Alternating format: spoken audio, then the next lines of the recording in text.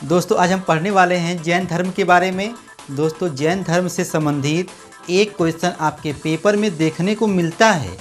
चाहे आप जिस एग्ज़ाम की तैयारी कर रहे हों, एक क्वेश्चन देखने को मिलता है। यहाँ पे दोस्तों ताबड़तोड़ होगा, आपके समय की बचत होगी। देखिए जैन धर्म, ठीक है, जैन धर्म से संबंधित पहले ये प्रश्न आप जानिए कि जैन धर्म के संस्थापक कौन थे। संस्थापक दोस्तों कौन थे, या दोस्तों ये पूछ सकता है कि प्रथम तीर्थंकर कौन थे। तब दोस्तों आप जवाब दीजिएगा ऋषभ देव जी थे। ठीक है, ऋषभ देव जी थे। अब देखिए दोस्तों ये तो हो गया, प्रथम के बाद द्वितीय भी आता है, तृतीय भी आता है। लेकिन दोस्तों इम्पॉर्टेंट क्या है, 23वें तीर्थंकर कौन थे। तब दोस्तों आप बोलोगे पार्श्वनाथ थे। कौन थे दोस्तों, पार्श्वनाथ थे। हाँ पार्श्वनाथ थे 23वें तीर्थंकर। ठीक है, अब आप ये बोलोगे कि पार्श्वनाथ किसके पुत्र थे। दोस्तों आप बोलोगे अश्वसेन के पुत्र थे। अब देखिए पार्श्वनाथ आप बोल दिए कि 23वें तीर्थंकर थे, लेकिन पुत्र किसके थे बताइए, अश्वसेन के पुत्र थे। ठीक है, अब आप मुझे ये बताइए कि अश्वसेन क्या थे, कौन थे। तब दोस्तों आप बोलोगे काशी के इक्ष्वाकु वंशी राजा थे। कौन दोस्तों, अश्वसेन थे। ठीक है, और इन्हीं के पुत्र कौन थे, पार्श्वनाथ थे। ठीक है, इतना बात दोस्तों आप इसको एक बार देखेंगे आपको याद हो जाएगा। ठीक है, अब देखिए 23वें के बाद दोस्तों याद कीजिए 24वें तीर्थंकर, जिनको हम लोग दोस्तों बोलते हैं महावीर स्वामी। महावीर स्वामी बोलते हैं। ठीक है, और दोस्तों ये अंतिम तीर्थंकर थे। ठीक है, अंतिम तीर्थंकर यदि पूछता है तो भी आप बोलोगे महावीर स्वामी, और 24वें बोलता है तो भी क्या बोलोगे, महावीर स्वामी। ठीक है, अब देखिए महावीर स्वामी जी के बारे में हम लोग करेंगे ताबड़तोड़ रिवीजन। ठीक है, ध्यान दीजिएगा महावीर स्वामी जी का जन्म कब हुआ, इनका डेट ऑफ बर्थ क्या है बताइए। 540 ईसा पूर्व इनका जन्म हुआ था। कहाँ पर हुआ था ये पूछता है तो कुंडग्राम में दोस्तों बोलोगे, या वैशाली में। ठीक है, कुंडग्राम वैशाली में दोस्तों हुआ था। ठीक है, इस बात को आप याद रखिएगा कि महावीर स्वामी जी का जन्म दोस्तों कहाँ हुआ था, कुंडग्राम वैशाली में हुआ था। अच्छा दोस्तों, अब देखिए ये तो इनका जन्म हो गया, इनके डैडी माता पिता भी आएंगे। तो दोस्तों माता का नाम है त्रिशला। माता का नाम क्या है, त्रिशला है। और आप ये कहोगे कि त्रिशला कौन थी, दोस्तों चेटक की बहन थी। अब आप ये बोलोगे कि चेटक कौन थी, दोस्तों लिच्छवी राजा। लिच्छवी राजा थे चेटक, उन्हीं की बहन कौन थी बताइए, त्रिशला थी। कहने का मतलब ये है महावीर स्वामी जी के मामा जी कौन थे, चेटक थे, और चेटक की बहन कौन थी बताइए, त्रिशला थी। ठीक है, ये दोस्तों हो गया। अब पिताजी के बारे में बात किया जाए। पिताजी का नाम था सिद्धार्थ। क्या नाम था, सिद्धार्थ नाम था। किसके दोस्तों, महावीर स्वामी जी के पिताजी का नाम क्या था, सिद्धार्थ था। ठीक है, और दोस्तों वो कौन थे, ज्ञात्रक कुल के क्या थे, सरदार थे। क्या थे दोस्तों, सरदार थे। अब देखिए दोस्तों महावीर स्वामी जी का जन्म भी हो गया, स्थान भी हम लोग जान गए, और माता पिता जी के भी बारे में हम लोग बात कर लिए। अब देखिए बचपन का नाम क्या था, महावीर स्वामी जी के बचपन का नाम पूछता है तब आप बोलिएगा वर्धमान। क्या बोलेंगे, वर्धमान। इनके दोस्तों एक बड़े भाई थे नंदीवर्धन, इनका जिक्र होगा बाद में। ठीक है, क्या नाम है, नंदीवर्धन। अब देखिए बचपन का नाम दोस्तों क्या नाम था बताइए, वर्धमान था। किनका दोस्तों, महावीर स्वामी जी के बचपन का नाम क्या था, वर्धमान था। ठीक है, अब ध्यान दीजिए, अब जब ये बड़े होंगे उनका शादी विवाह होगा। ठीक है, उनकी पत्नी का नाम क्या था, यशोदा।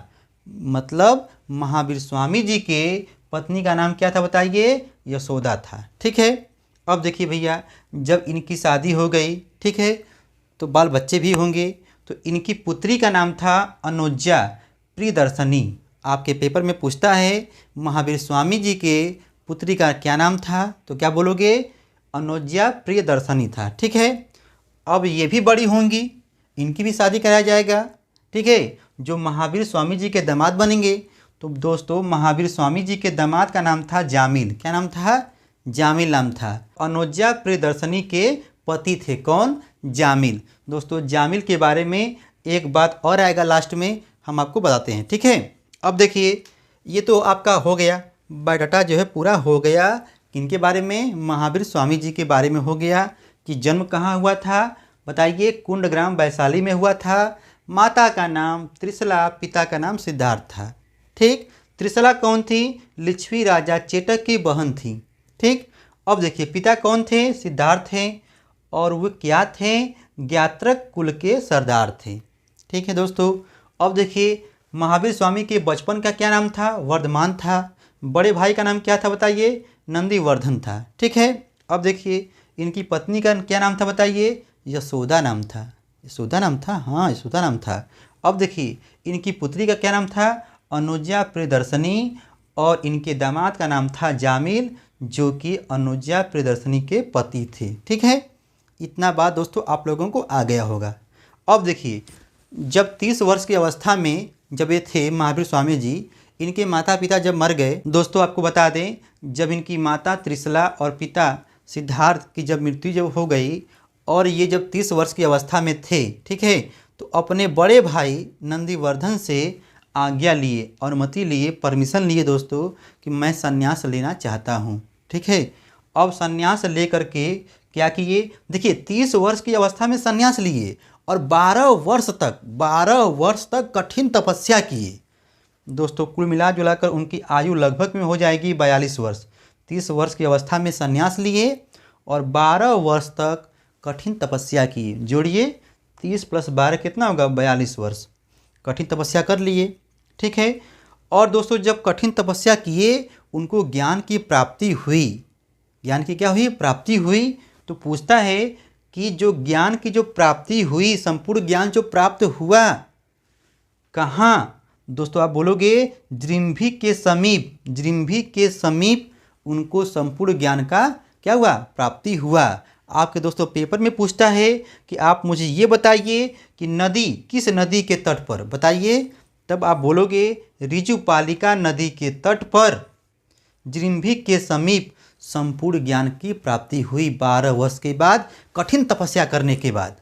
ठीक है, उसके बाद दोस्तों हो सकता है आपके पेपर में ये पूछे, आप मुझे ये बताइए उस वृक्ष का क्या नाम था जिस वृक्ष के नीचे दोस्तों यह कठिन तपस्या किए थे।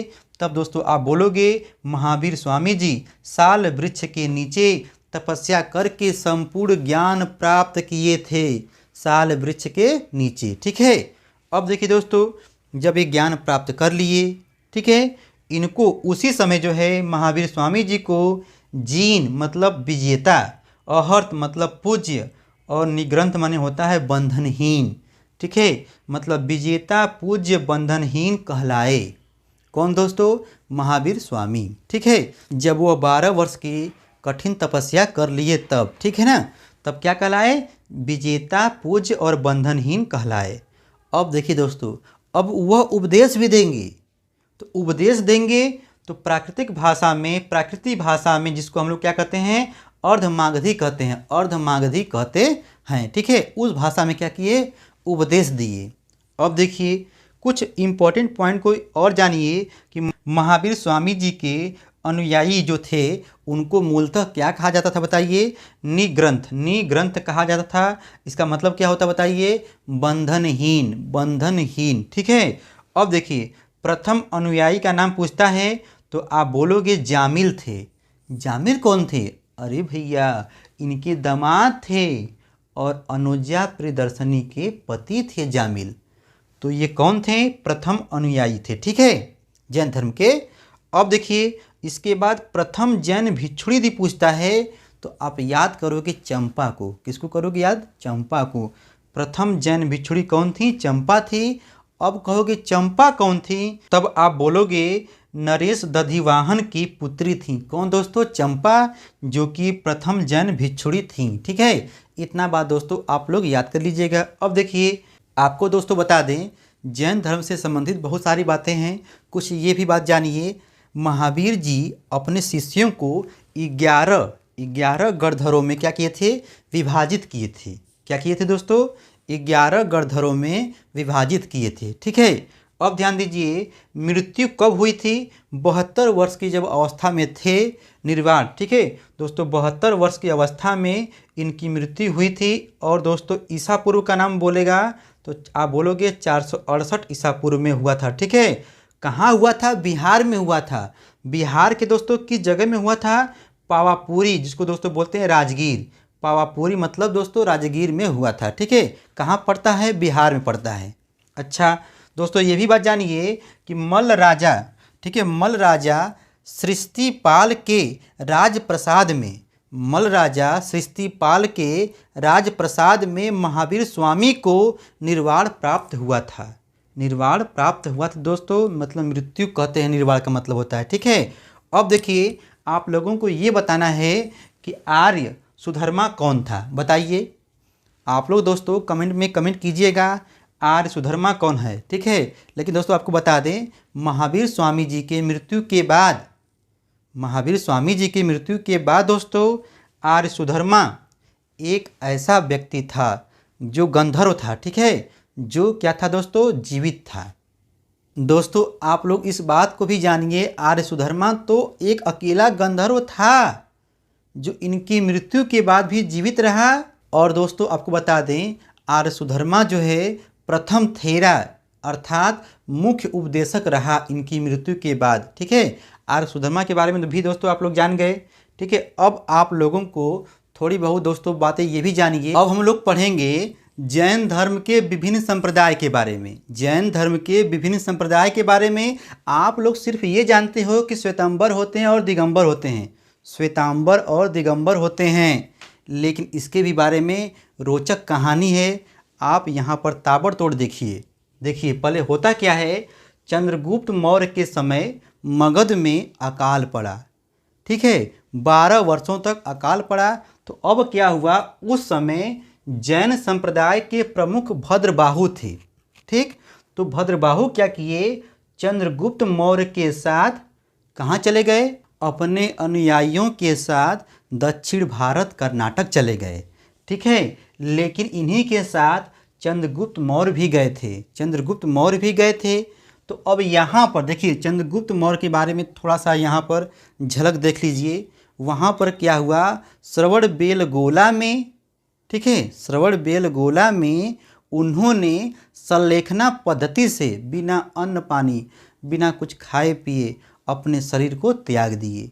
कौन भाई बताइए? चंद्रगुप्त मौर्य। तो इनके बारे में हम लोगों को यहाँ पर नहीं पढ़ना है, क्योंकि हमारा टॉपिक क्या है? जैन धर्म। ठीक है, एक बात और ध्यान दीजिए, भद्रबाहु तो चले गए कहाँ भैया? अकाल जब पड़ा तो ये चले गए कर्नाटक, लेकिन स्थूलभद्र जो थे मगध में ही अपने अनुयायियों के साथ टिके रहे और सफ़ेद श्वेत वस्त्र धारण करने लगे। यही रीज़न है कि इनको कहा गया, बताइए, श्वेतांबर कहा गया। श्वेत वस्त्र धारण करने लगे, श्वेतांबर कहा गया। लेकिन जब ये वापस लौटे तो ये जो है अब नग्न बिना वस्त्र के रहने लगे, दिगंबर। तो इनको जो है दिगंबर कहा गया। तो मतलब भद्रबाहु के जो लोग थे उनको दिगंबर कहा गया और स्थूलभद्र के जो लोग थे उसको श्वेतांबर कहा गया। अब देखिए हर घर घर में बंटवारा होता है, मतभेद हो जाता है।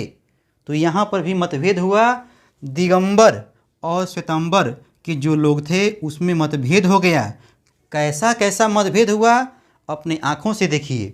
देखिए दिगंबर वाले में क्या हुआ, जैनियों को झुल्लक एल्लक निग्रंथ कहा गया, झुल्लक एल्लक निग्रंथ कहा गया, जबकि श्वेतांबर जैनियों को यति आचार्य साधु कहा गया। ये बात आप लोग नहीं जानते होंगे, इसको भी आप लोग जान जाइए कि श्वेतांबर वाले को जो सफ़ेद वस्त्र धारण किए थे उनको यति आचार्य साधु कहा गया। जो लोग बिना वस्त्र के रहते थे, नागा बाबा की तरह रहते थे, उनको कहा जाता था झुल्लक एल्लक निग्रंथ। ठीक है, अब देखो ये दिगंबर वाले जो हैं ये बोले कि ज्ञान प्राप्ति के बाद भोजन करना आवश्यक नहीं है। तो ये क्या बोले कि नहीं, भोजन को आवश्यक मानते थे, नहीं भोजन करना चाहिए। अब देखिए महावीर स्वामी जी के बारे में ये लोग कमेंट करने लगे। दिगंबर वाले कहे कि ये अनमैरिड थे, अविवाहित थे, दिगंबर वाले जो नागा बाबा थे। ठीक है, लेकिन जो लोग सफ़ेद वस्त्र धारण करते थे श्वेतांबर लोग, वे कहते थे नहीं, महावीर स्वामी जी मैरिड थे, विवाहित थे और उनकी पुत्री भी थी। अब देखिए एक बात और, दिगंबर लोग जो है कहते थे 19वें तीर्थंकर जिनका नाम है मल्लीनाथ, 19वें तीर्थंकर जिनका नाम है मल्लीनाथ, उसको ये लोग पुरुष मानते थे। कौन? दिगंबर लोग। लेकिन इन्हीं को श्वेतांबर वाले लोग क्या मानते थे? स्त्री मानते थे कि नहीं, मल्लीनाथ स्त्री थी। ठीक है, ऐसे ऐसे दोस्तों मतभेद हुआ। आप लोग इसको एक बार वीडियो को फिर से रिवर्स करके देखेंगे 1 मिनट, आप लोगों को पूरा आ जाएगा कहानी के तरह। ठीक है, अब देखिए ये तो 2 भागों में बट गया, दिगंबर और श्वेतांबर, लेकिन उस संप्रदाय के भी उप संप्रदाय हुए। संप्रदाय तो बटे थे 2 भागों में, लेकिन उसके भी भाग बटे हैं। कालांतर में क्या हुआ? उप संप्रदायों में बटा। श्वेतांबर के उप संप्रदाय क्या थे? 2 हुए, पुजेरा या डेरावासी बोलते हैं। इसका मतलब समझिए, मंदिर मार्गी भी कहते हैं। पुजेरा डेरावासी को मंदिर मार्गी भी कहते हैं और ये जैन तीर्थंकरों की पूजा करते थे। अच्छा, और श्वेतांबर के उप संप्रदाय में एक और होता था डूढ़िया या स्थानकवासी। ये क्या करते थे? मूर्ति पूजक नहीं थे, बस केवल जैन सिद्धांतों का पालन करते थे। तो ये हुआ श्वेतांबर के उप संप्रदाय 2 हैं। ठीक है, पुजेरा डेरावासी बोलिए या डूढ़िया या स्थानकवासी बोलिए। इसको एक बार देखेंगे, आप लोगों को आ जाएगा। ये एग्जाम में पूछता नहीं है, लेकिन फिर भी जानिए। अब देखिए, दिगंबर के उप संप्रदाय क्या हुए? 20 पंथी हुए, 13 पंथी हुए और समैया पंथी हुआ और एक जो है तारण पंथी हुआ। और इसके भी 2 भाग बट गए, तोता पंथी, गुमान पंथी। ऐसे ऐसे भागों में बटा है। और आप लोग सिर्फ ये जानते हो कि 2 भाग होते हैं, 2 संप्रदाय होते हैं, श्वेतांबर दिगंबर। नहीं, इसके भी भाग हैं। ठीक है, अब देखिए दिगंबर के उप संप्रदाय में क्या हुआ? 20 पंथी में क्या होता था? मंदिर में जो है तीर्थंकरों की मूर्ति तो रखते ही थे। 20 पंथी में क्या हुआ? तीर्थंकरों की मूर्ति के साथ साथ क्षेत्रपाल और भैरव की भी मूर्ति रखते थे। इसको आप लोग बस केवल एक बार सुन लीजिए, मत पढ़िएगा, लेकिन एक बार सुन तो लीजिए। अब देखिए 13 पंथी में क्या हुआ? यह केवल जैन मूर्ति की पूजा करते थे, ओनली वन जैन मूर्तियों की ही पूजा करते थे। कौन भाई? दिगंबर के उप संप्रदाय जिसका नाम है 13 पंथी, ऐसा कार्य करते थे। ठीक है, केवल मूर्तियों की पूजा करते थे। कौन सी मूर्ति? जैन मूर्तियों की पूजा करते थे। और जो थर्ड था समैया पंथी या तारण पंथी, ये केवल जो है जैन सिद्धांतों का पालन करते थे और किसी भी मूर्ति की पूजा नहीं करते थे। इसके भी 2 भाग बटे, तोता पंथी और गुमान पंथी। दोस्तों आपको बता दें, ये सब आप लोगों को एक बार जानना है, लेकिन इम्पॉर्टेंट कौन है? श्वेतांबर और दिगंबर। आप लोगों को कहानी के माध्यम से समझ में आ गया होगा कि पहले अकाल पड़ा, भद्रबाहु जी चंद्रगुप्त मौर्य के साथ कहाँ चले गए भाई? कर्नाटक चले गए, दक्षिण भारत चले गए। और वहीं पर चंद्रगुप्त मौर्य तो श्रवणबेलगोला में संलेखना पद्धति से प्राण त्याग दिए।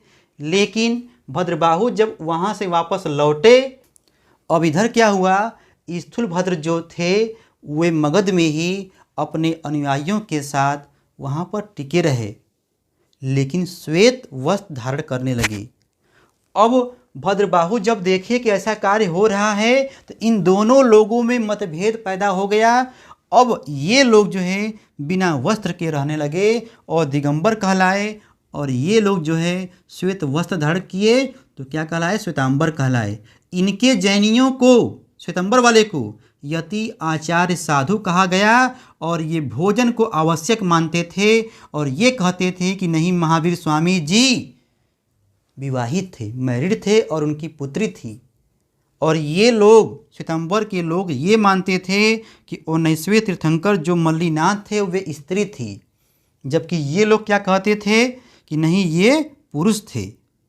ज्ञान प्राप्ति के बाद भोजन करना आवश्यक नहीं है।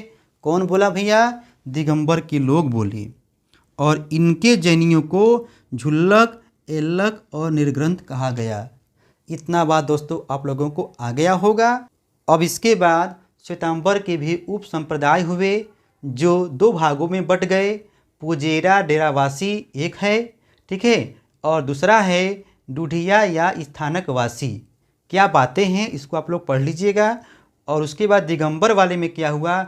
20पंथी, 13पंथी और समैया पंथी, जिसको हम लोग कहते हैं तारणपंथी भी कहते हैं। इसके भी बारे में आप लोग पढ़ लीजिएगा। कोई इम्पोर्टेंट नहीं है लेकिन जानना जरूरी है। इसके भी 2 भाग हैं, तोतापंथी और गुमानपंथी। आशा करते हैं कि आप लोगों को आ गया होगा, ठीक है। हो सके तो आप लोग इसका स्क्रीनशॉट ले लीजिए। दोस्तों आपको बता दें कि हमारे इस नए चैनल में आपको technical, non technical, UP board, CBSE board, तमाम प्रकार के दोस्तों जो भी क्वेश्चन बन सकते हैं ताबड़तोड़ में आपका रिवीजन करवाते हैं। आप दोस्तों प्लेलिस्ट में जाकर देख लीजिएगा। आपके लायक जो भी वीडियो होगा उसको जरूर देखिएगा दोस्तों। ताबड़तोड़ में हम फिर मिलते हैं नए वीडियो के साथ। जैन धर्म को हम फिर लेकर के आएंगे पार्ट 2 में। अभी बहुत सारी बातें हैं जिसको आप लोग पढ़ना छोड़ देते हो, नहीं पढ़ते हो। लेकिन दोस्तों आप लोगों को पढ़ना है तो हर बात पढ़नी होगी कि जैन धर्म में इतनी सारी बातें हैं दोस्तों। हम फिर मिलते हैं नए वीडियो में, ठीक है।